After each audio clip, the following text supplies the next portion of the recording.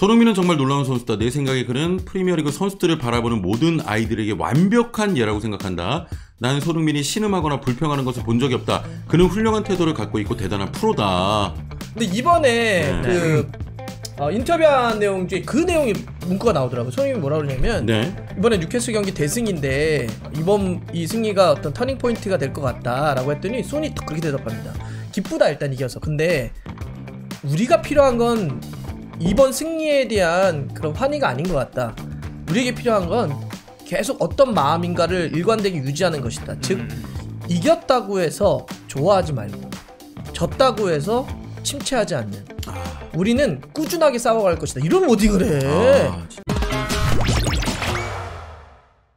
자, 일단 뭐 이렇게 골장면도 한번 살펴봤고 토트넘의 경기에 대해서 저희가 분석을 해봤는데 손흥민 선수가 이제 네 번째 골이죠. PK골을 성공시키면서 대기록을 하나 달성했습니다. 프리미어리그에서 8시즌 연속 두 자릿수 골을 넣은 역대 7번째 선수가 됐어요. 앙리가 8시즌, 램파드가 10시즌, 루니가 11시즌, 아구에로가 9시즌, 마네 8시즌, 케인 9시즌, 이어서 손흥민 선수가 두 자릿수 득점 프리미어리그에서 8번째 선수가 됐습니다. 아이, 저런 우리 선수가 또 나올까?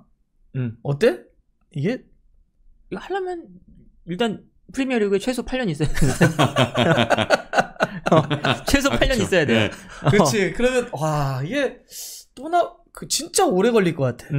진짜 오래 걸릴 것 같아. 사실 저 프리미어리그의 저 이름들 봐. 웨인 루니, 램파드, 아구에로, 해리케인, 앙리, 마네. 또 나올까? 정말 이제 꾸준하다는 거죠, 사실은. 그렇지. 네, 이거 8시즌 연속이니까. 이게 아마 첫 시즌 만 빼고.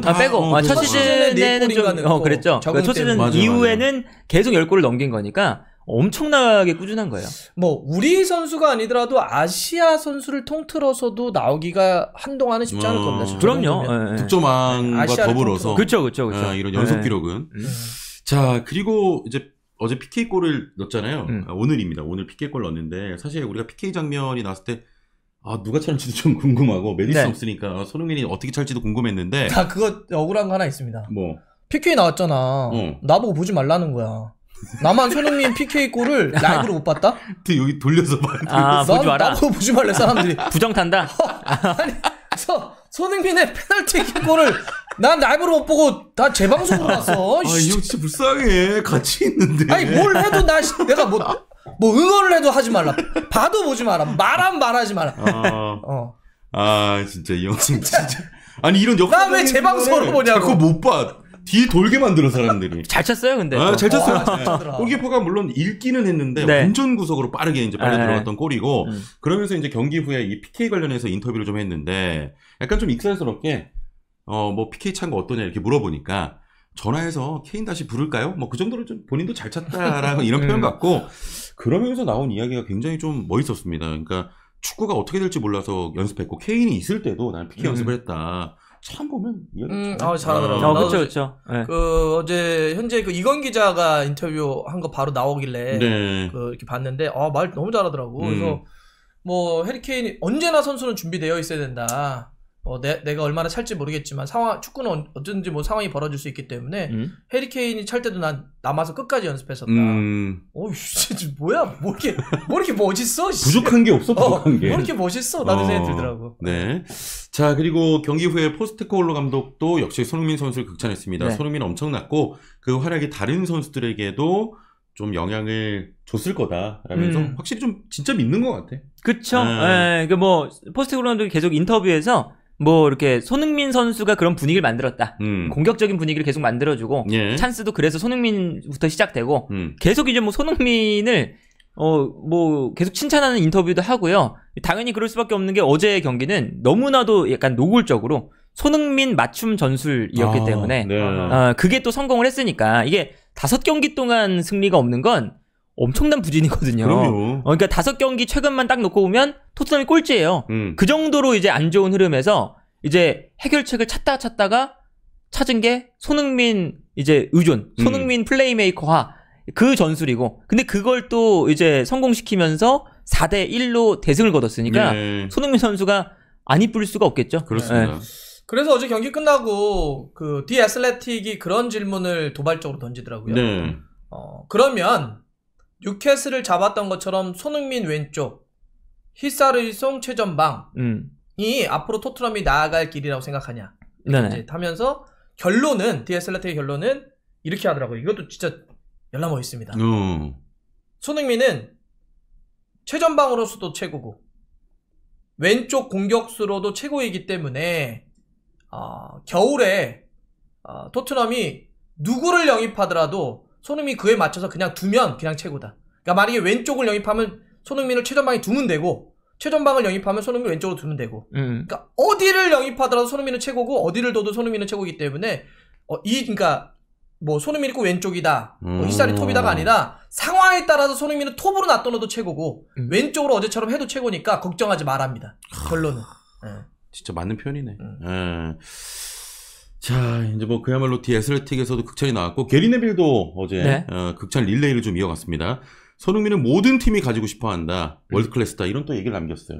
이거 어째 뭐 모든 뭐 외신 뭐 레전드 할 거 없이 너무나 이제 극찬을 할 수밖에 없는 그런 경기였잖아요. 어제 경기는 뭐 손흥민 선수가 너무 좋았기 때문에 당연히 뭐 손흥민 선수가 중심이 될 수밖에 없었고 이제 그 뜻은 이제 당분간은 손흥민 선수 왼쪽 기용을 계속 할 것 같은 느낌은 들어요. 그러니까 이게 뭐 어쩔 수 없이 메디슨이 없는 상태이기 때문에 이게 요건 약간 이제 아쉬운 점도 있는 거죠. 손흥민 선수가 톱으로 뛸 때는 아무래도 박스 주변에 많이 있었고 그러니까 득점 찬스도 메디슨이 있을 때는 많이 왔잖아요. 근데 이제 왼쪽으로 가면 손흥민 선수가 만들어주는 역할을 이제 하게 될 거고 그러면 이제 비교적 득점 찬스는 이전보다는 조금 줄어들 가능성은 있다. 근데 나 톱이 좋은데. 그러니까 이제 톱을 세우냐, 측면 세우냐, 이거는 진짜 손흥민 선수가 어디 뛰어도 잘하니까 뛰면 되는데 어디든 지금 토트넘의 상황은 손흥민 선수가 약간 왼쪽으로 빠지는 게 조금 더 이제 토트넘에게도 적합하다. 그러니까 이제 토트넘이 뭐 손흥민 선수를 톱으로 쓰고 싶으면 영입을 해야죠. 네, 영입해야죠. 게리 네빌이 아무래도 좋으니까 손흥민 나중에 이제 은퇴 즈음하면 OTT 같은데 뭐 이번에 데이비드 베컴이나 루이스 피구나 이런 다큐 같은 거 나오지 않겠습니까? 출연 욕심 있는 것 같아. 알란 시어로도 한마디 했죠. 시어러. 손흥민은 정말 놀라운 선수다. 내 생각에 그는 프리미어리그 선수들을 바라보는 모든 아이들에게 완벽한 예라고 생각한다. 나는 손흥민이 신음하거나 불평하는 것을 본 적이 없다. 그는 훌륭한 태도를 갖고 있고 대단한 프로다.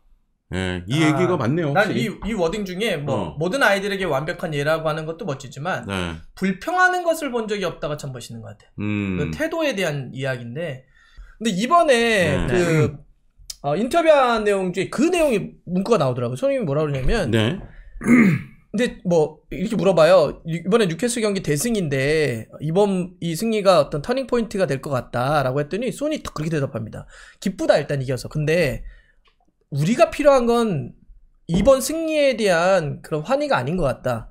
우리에게 필요한 건 계속 어떤 마음인가를 일관되게 유지하는 것이다. 즉 이겼다고 해서 좋아하지 말고 졌다고 해서 침체하지 않는. 우리는 꾸준하게 싸워갈 것이다. 이런 워딩을 해. 진짜. 그 이건 기자하고 했던 거 한번 보세요. 거기 나오는 겁니다. 어제 현장에서 인터뷰하고 바로 나왔더라고. 저게 되게 그게 히딩크 감독이 얘기했던 정신력에 대해서 물어보니까 우리는 그때 정신력 그러면 맨날 이 머리 터져서 붕대 메고 이런 거 있잖아. 그러니까 물론 그것도 참고 뛰는 것도 정신력인데 히딩크는 그렇게 얘기를 해요. 그거보다는 좀 더 높은 정신력은 뭐냐면 잘 될 때 들뜨지 않고 실수했을 때 처지지 않는 네가 갖고 있는 능력과 실력을 유감없이 일관되게 쭉 보여주는 게 진짜 높은 정신력이다. 특히나 축구는 계속 실수의 스포츠잖아요. 플라티니도 그런 얘기 했잖아. 실수가 벌어지거나 실패했을 때 다운되지 않는 것. 즉 멘탈 리커버리가 정신력의 핵심이라고 얘기를 하거든요. 그러니까 나는 저런 멘탈적인 측면이 손흥민의 굉장히 큰 힘인 것 같아요. 강점인 것 같아요. 근데 이제 게리 네빌이 한 얘기에서 중요한 얘기가 하나 더 있었죠. 토트넘에서 단 하나뿐인 월드 클래스다라고 했죠. 그냥 단순히 월드 클래스라고 한 게 아니고. 그리고 또 이제 MOTD에서 보니까 트리피어가 이렇게 손짓을 했더라고요. 커버 와달라고. 근데 도와달라. 근데 이게 백업이 늦은 거죠. 백업이 늦게 되면서 그렇게 털리게 된 장면도 있었고 보니까 뉴캐슬의 최근 4경기에서 베스트 11이 그대로예요. 그래서 출전 시간이 다 350분이 넘고 이러다 보니까 선수들이 못 쫓아가더라고요. 왜냐하면 이제 뉴캐슬이 챔피언스리그를 가면서 집중력이 좀 떨어진 시즌이거든요. 오로지 프리미어리그를 했을 때보다. 그리고 이제 트리피어가 아마 도와달라고 했을 때는 양발잡이들에게는 예, 수비수가 항상 2명 붙죠. 왜냐하면 오른쪽 오른발 왼발을 다 마크할 수가 없으니까 2명이 붙어. 그래서 우리가 손흥민의 경기를 볼 때 토트넘이건 국대건 많은 사람들이 이걸 물어보시잖아. 우린 손흥민 골 넣었으면 좋겠는데 왜 상대가 밀집을 하지? 왜 상대가 2명 붙지? 그게 손흥민 양발 때문에 그렇습니다. 그래서 양발의 그 대신 문제는 양발에 2명이 붙으면 어딘간 비죠. 그게 이전 시즌까지는 해리케인이었죠. 해리케인 때려 넣어. 해리케인 한 명이 가. 그럼 손흥민이 오른발 왼발 중에 또 하나를 때려 넣어. 이게 양발의 무서움이 그거예요.